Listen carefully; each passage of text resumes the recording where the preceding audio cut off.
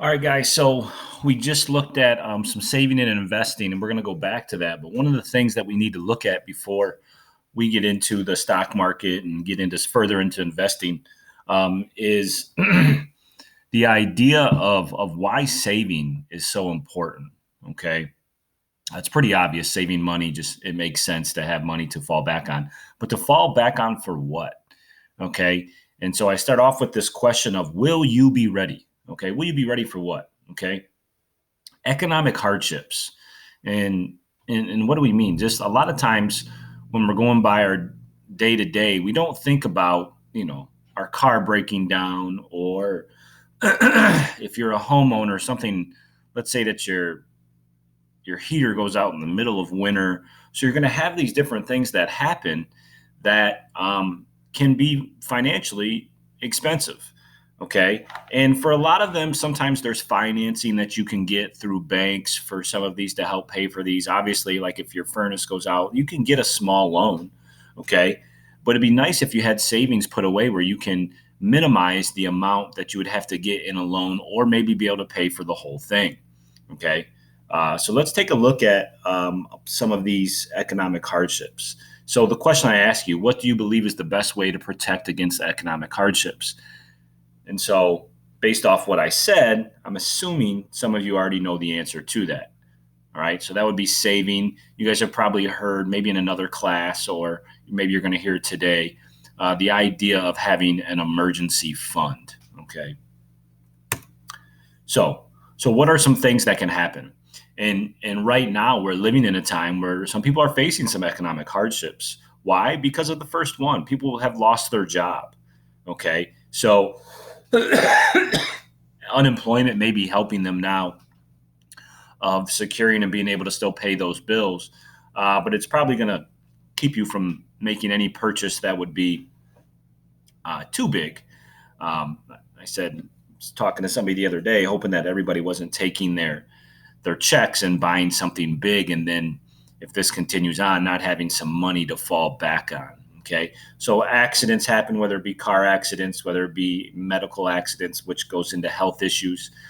We can't necessarily predict health issues as they come forward, and those can be expensive also, depending on insurance and other things. Automobile repairs, like just getting brakes, oil changes obviously happen, but there's going to be other things that happen as a car owner that you'll have that are sometimes you can't really predict. We know that brakes will be coming up, tires will be coming up, and those things are important to maintain the longevity of your car so that you don't have to buy a new one. And then home repairs, as I mentioned earlier, as a homeowner, let's say you invested in real estate. All right, you're going to have home repairs from that end of it, or if you're just a homeowner yourself, you're going to have to take care of some of those home repairs. Sorry, I'm a little hoarse today. So this is not an assignment that we're doing here today. So I wanted to go through and just take a look at this will pair up with an assignment you're going to have at the end of this one. But look at what some of these could cost you, just some of these averages. I mean, you look at these, it kind of takes you back for a second because you wouldn't think this stuff would cost this much. So let's say that your transmission goes out, okay, and you need to get a new transmission. This is a costly replacement, all right, in your car. Depending on the the year and make of your car, some people might decide to get a new car. But if you have a newer car, and it's no, let's say you just got out of the warranty, and so that's not there, because oftentimes newer cars are going to have what we call a powertrain warranty. So they're going to replace things like transmissions and engines within maybe a 5-year, 3-year, 100,000 miles type deal. Okay. But if not, the average cost of a transmission replacement could be around $4,000. Okay. That, like I said, if you have a $3,000 car, it's time to get a different car because you don't want the cost of the replacement to actually be more than the value of your car. Maybe you can get a few $100, $500 out of the car and let somebody else replace it and use that towards something new. But if it's kind of in that limbo where you still got a car that's worth $8,000, $9,000, and you don't necessarily want to spend another $8,000, $9,000, maybe you go for the transmission. It's a decision you'd have to make. Average cost of engine replacement, when we're talking about automobile repairs, we're looking at $3,500 there, very similar to the other. Okay, so you have some of those same questions that you would ask.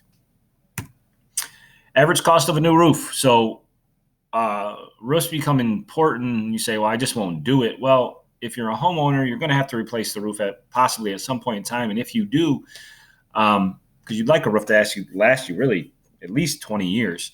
But if, let's say, you buy a home in your early 20s, when as you're older, it might be something you need to replace. And if it's an accident that causes it, like we had the first home that my wife and I owned, we had the straight line winds, kind of tornado-esque, that ripped off some shingles. We were able to claim that under home insurance. So they came in and were able to fix those where they had it. But let's say that you have something that, is not going to fall under insurance. The average cost to replace a new roof could venture into $9,000. And there's a lot of factors. Like if you have a single-story home with like a ranch-style home, I'm not sure if you guys know what that is, but that smaller one-story, probably a little bit less than this. If you have a home that's, multiple stories, maybe the angle, literally the angle of your roof, okay, could play a role in the cost. So, because a lot of that's going to be labor for them to go up on your roof and do different things. It's a lot easier on that smaller one-story home when putting in the roof, but it's pretty expensive. Average cost to fix a flooded basement. We know what happens. Like I said, sometimes this might be insurance that pays for this, depending on how it happened. If your sump pump just goes out, that's probably not something that insurance is going to fix. They have this thing with insurance where they call it an act of God, where like lightning hits a tree and a trunk falls on your car. They might not take that from your car because they'll call that as an act of God. That's an interesting way that they can get out of some things. So, but the average cost to fix a flooded basement is a little over $3,000. Okay. And now what factors into there? It depends on what you have in your basement. If you're just extracting water and then airing it out and you don't have anything down there that you were really using, because people have multiple uses for their basement. Some sit kind of empty and it's where their furnace and everything sits, but that's it. But if you have like a finished basement where you're like living in that basement, you're doing things down there, you're obviously going to have a different cost too, but that can be expensive. Average cost to replace water pipes in your house. So your pipes freeze, it happens. Okay, there are different things that you want your pipes insulated. You want different things to keep this from happening, but it can happen. Maybe the pipes are older, they're more apt to freeze. They tell you to like undo your water hoses. Don't leave them connected when winter is happening because you want all that water to drain out on that outdoor pipe so that it doesn't have the ability to freeze. They crack, and then all of a sudden it can cause a lot of problems depending on where that freeze happens. But that could venture into $4,500 too. Could be less, could be more, depending on the location of where the water pipes broke, but that could cause some problems. Average cost of braces. All right. Some of you probably had them. All right. Insurance will typically, dental insurance will not cover 100% of braces. Some of them will not cover it at all, where it's all on you. So it's dependent upon what you're doing here. So braces can venture into $5,000. Okay. And that is something that a lot of people choose for their children. Obviously, this is an extent. You can do this obviously in your adult life. Adults can get braces too. But we're looking at $5,000. There's a lot of different alternatives out there now. The different, what do you want to call them, a mouthpiece that tend to look to be a little bit cheaper. I know some have said those are more painful. They don't work as well. I don't know. I can't speak on that. I've just heard from other different people about some of the drawbacks of those. Some of them have said it's good. Some of them have said it's bad. But braces can be expensive to fix those pearly whites. All right. So when we look at this is a lot here. So when we look at the scenario that I put up there, I'm going to give you guys a second to read this, and then I'm going to ask you something.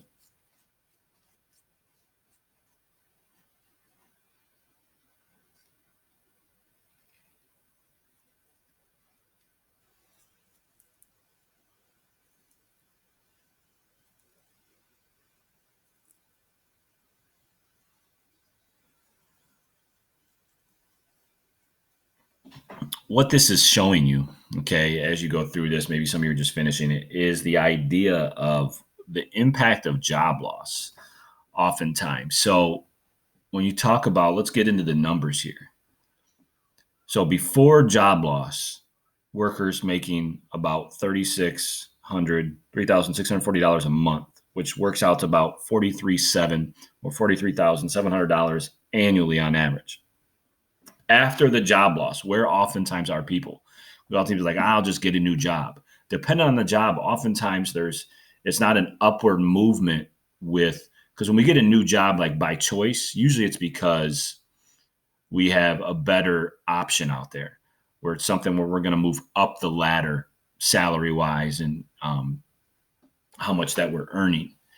So, but with job loss, whether we lose a job or we're forced to take something else, we're going to oftentimes lose money. So you go 2 years after their job loss, the average earnings of a group was reduced to $1,910 a month and about $23,000 annually. All right, which is 48% lower than their average pre-job earnings. This is significant in terms of why we need to kind of save and have some money ready to go. They'll talk about having at least 3 months of your bills. Let's say that you have $1,000 a month in bills. All right. Some financial advisors and others will tell you that then if that's the case, if you have $1,000 a month in bills, you need to have $3,000 saved up. Why? Let's say that you have an immediate job loss. Can you cover your bills for 3 months while you try to recover and get a new job? Okay. So tomorrow I lose my job.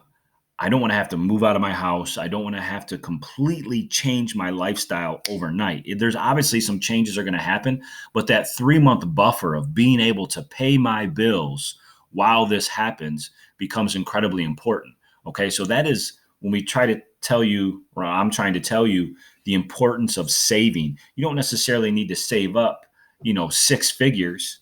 All right. You want to put that more into, but we're not talking about investing right now. We're talking about saving money that is you can quickly access to help you in times of need.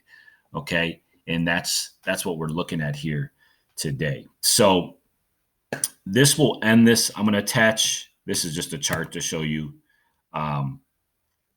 what you're going to do. What I want you to do here, so there's going to be a little bit more. This is going to be a part of your assignment, which is attached to this. Explain how saving can serve as a buffer against economic hardship. I've covered that a little bit right here, right now. If you want to look up some different things too to kind of help you with that assignment, that'll be there also. I'm going to add a couple more questions to the assignment in regards to how to be prepared for economic hardships, for anything that could hit you. But this will be the last assignment for this week. This is assignment number 2 for the first week of the 4th quarter. So I appreciate you guys. Take care, and I'll talk to you next week.